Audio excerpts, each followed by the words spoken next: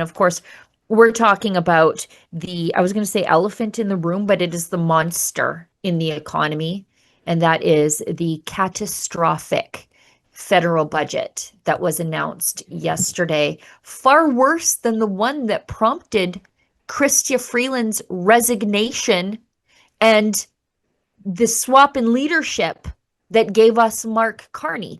That budget was so bad that Mark Carney had to take control of the party and thus the country, and then give us a much worse budget. Am I reading the room right, Kris? Bring us up to speed. Yeah, you are. I'll admit something.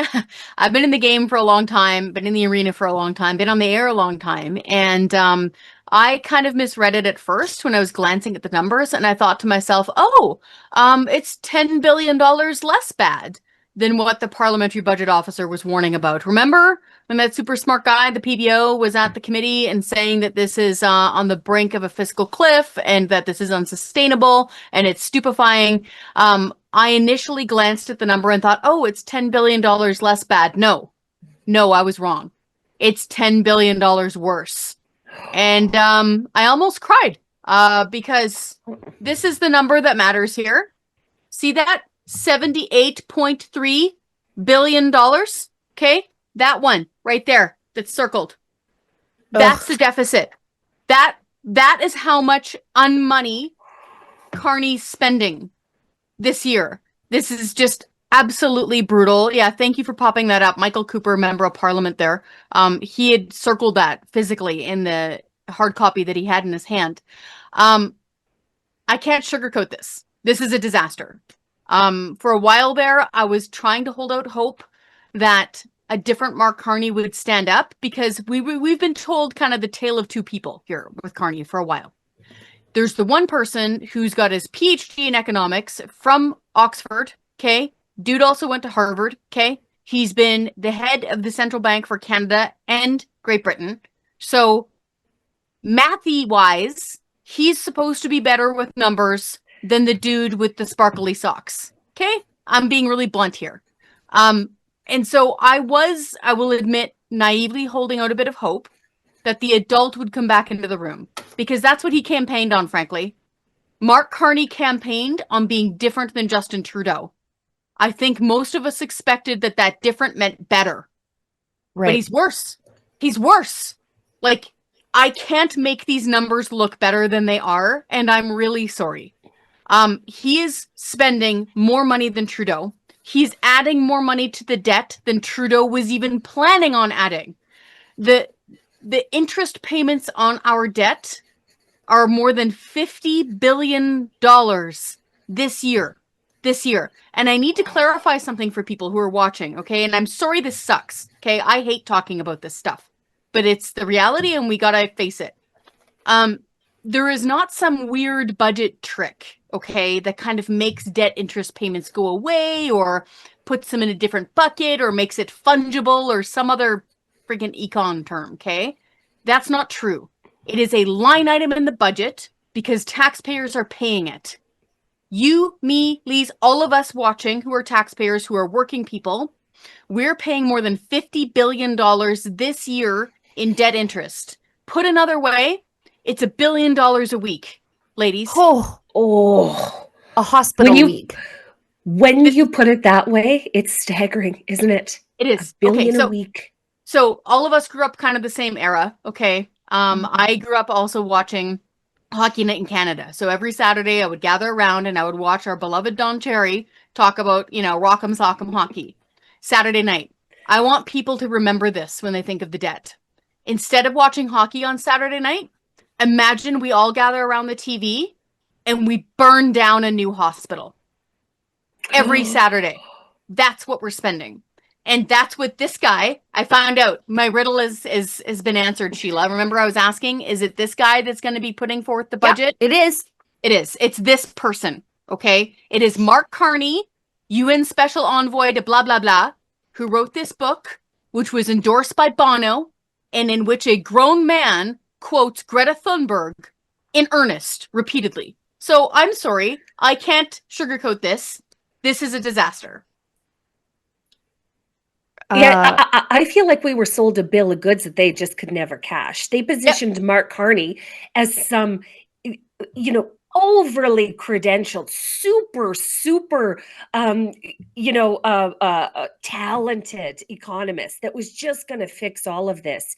And so to have them turn around and deliver Canadians, like, this is just terrible, Kris. This is generational debt, is it not? Yes. Like, our kids are going to be paying for this. Our grandkids are going to be paying for this. Yes. They put some fancy ship on the front of that budget. You can see him there holding it with, Francois Champagne, who is our finance minister for people who are keeping track at home. There's this, Canada Strong, and it's got some ship on the front of it. They should have Mark Carney on board that ship and have it aimed at an iceberg, and Mark Carney should be rearranging the deck chairs. Your colleague and our friend Franco Terrazzano, he said that Carney plans to add 324 billion, a third of $1 trillion, to the debt by 2030. It's 2025, you guys. Yet Carney still wants to spend $100 million on FIFA. Carney's giving CBC another 150 million and is working with the CBC to explore participation in Eurovision. He's getting us ever closer to partnering with the EU on almost everything. Yeah. And we knew this right from the beginning.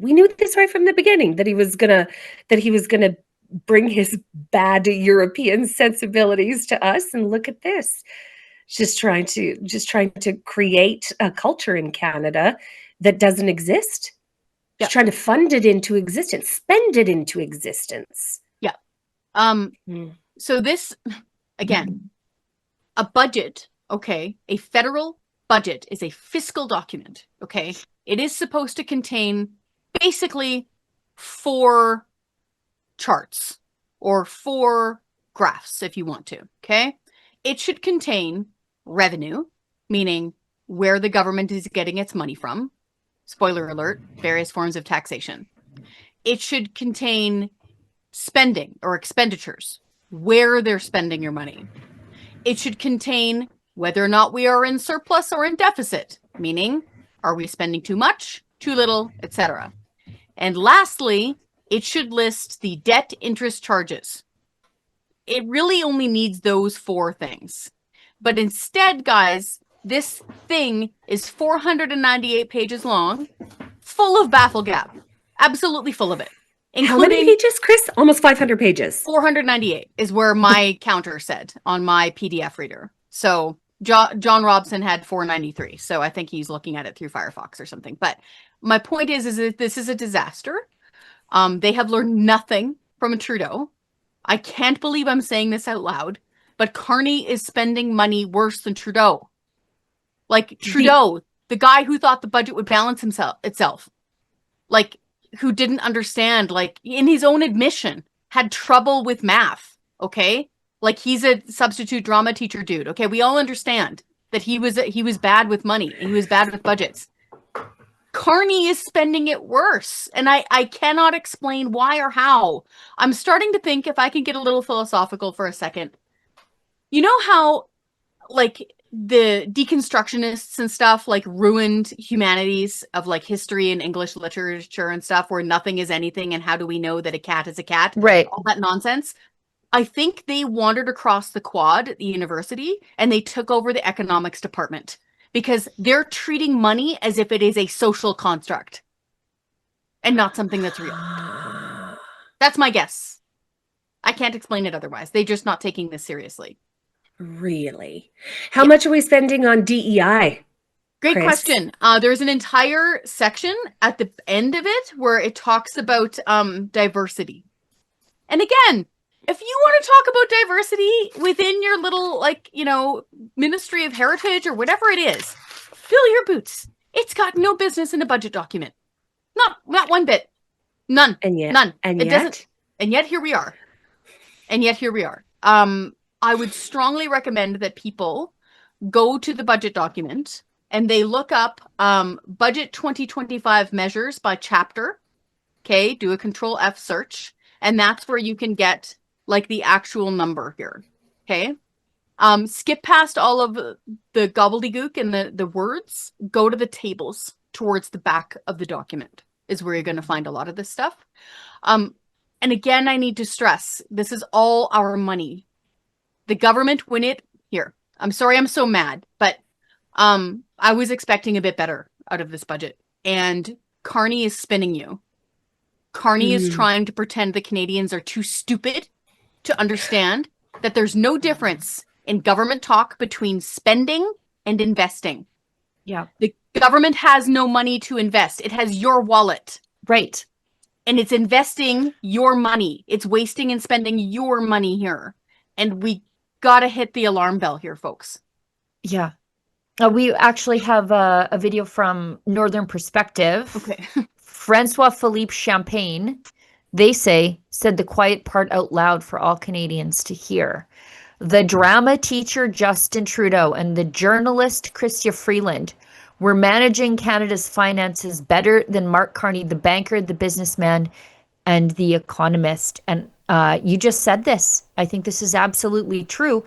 And that ain't saying much. Mr. Speaker, the last budget of 2 years ago had a fiscal anchor of a deficit of less than 1% of GDP in future years and constantly declining debt to GDP ratios in subsequent years. This budget has a fiscal anchor of deficits averaging 2% of GDP over the next number of years and a rising debt to GDP ratio. Will the Finance Minister confirm that his fiscal anchor is weaker than the last Finance Minister's fiscal anchor? Mr. Speaker, I have a lot of respect for my colleague, but he might have noticed that the world has changed, Mr. Speaker, and this is a new government. And Mr. Speaker,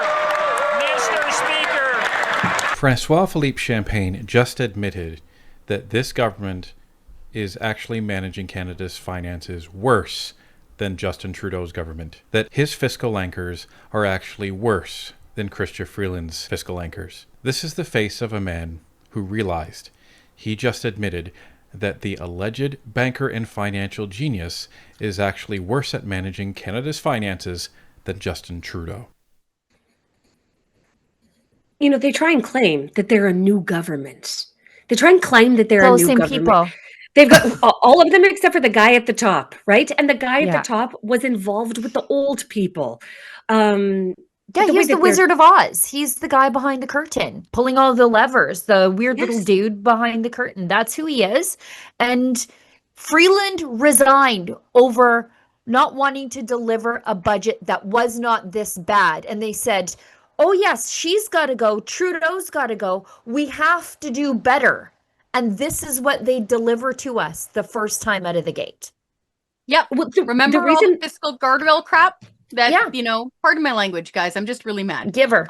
Remember all the fiscal guardrail nonsense that the press gallery was, you know, toting around and bubbling around about on all their little shows? We blew past that by like $20 billion, I think. Like, I'm looking at this stat. Okay, this is just the one page again where it's showing me the deficit of $78.3 billion. The federal debt percent of GDP, 41.7%. 41.7%. Like, this is unsustainable. Like, I don't care what your hopes and dreams and emotions and thoughts and feelings are about any of this, folks, in the Liberal government. You have got to balance this budget. Like, money is finite. It is a number, okay? They have got to balance this budget. There, thank you. This is like, people need to look this part up. This is the part of the budget that matters here, okay? And they have got to get this under control because it is costing us so much money in interest. And this is where I'm almost scared to say this part out loud. Say it. But I'm really worried about our international credit rating. Oh, for sure. And international lending agencies, they don't care what kind of bedazzling Carney's putting on his spending bucket. They don't care that he's calling it investing or what is it? Catalytic or some other... Catalyzing. What a new, stupid government bureaucratic word. This is just smog. Okay. Yeah. This is just language smog. Okay. Yeah. None of those international like credit rating agencies care one fig about any of that stuff. They're looking at the numbers. I really hope this doesn't happen. Please don't let this happen. But if we get a credit downgrade and our interest goes up, people are in for a world of hurt. Yeah, we just Lise lived said- through that. Yeah. Yeah. Look, in Saskatchewan, remember, I don't need to tell you guys, back in the 90s, they hit the wall. They weren't able to borrow any more money. They had to close how many rural hospitals? Like shut down, gone, smithereens. That was an NDP government that did that. Our biggest hospital in Regina got shut down. It was brand new, Kris. It was brand new. Yes. And that's what's gonna start to happen. Yeah, and Alberta is just now recovering from the successive credit downgrades that we saw at the hands of the NDP, who would not get spending under control, because there's no could not. You can deal with this. Yep. Families deal with this all the time. They just won't deal with it. This is it. This is it. And I'm going to go after the little stuff first because it's easier for people to understand. Okay. So the government is wasting your money. I won't even use the term drunken sailor because I had a drunken sailor as my best man at our wedding. He was way better with money than this government, okay? This government is wasting so much money that it spent $100,000 on a documentary about a grocery cart. Yes. The life and times of a grocery. I know. What? I know. Yesterday was order paper question dump day, and I saw that we spent $1.7 million to survey Canadians on their use of air conditioning. Oh, yeah. See, this is just an absolute dumpster fire.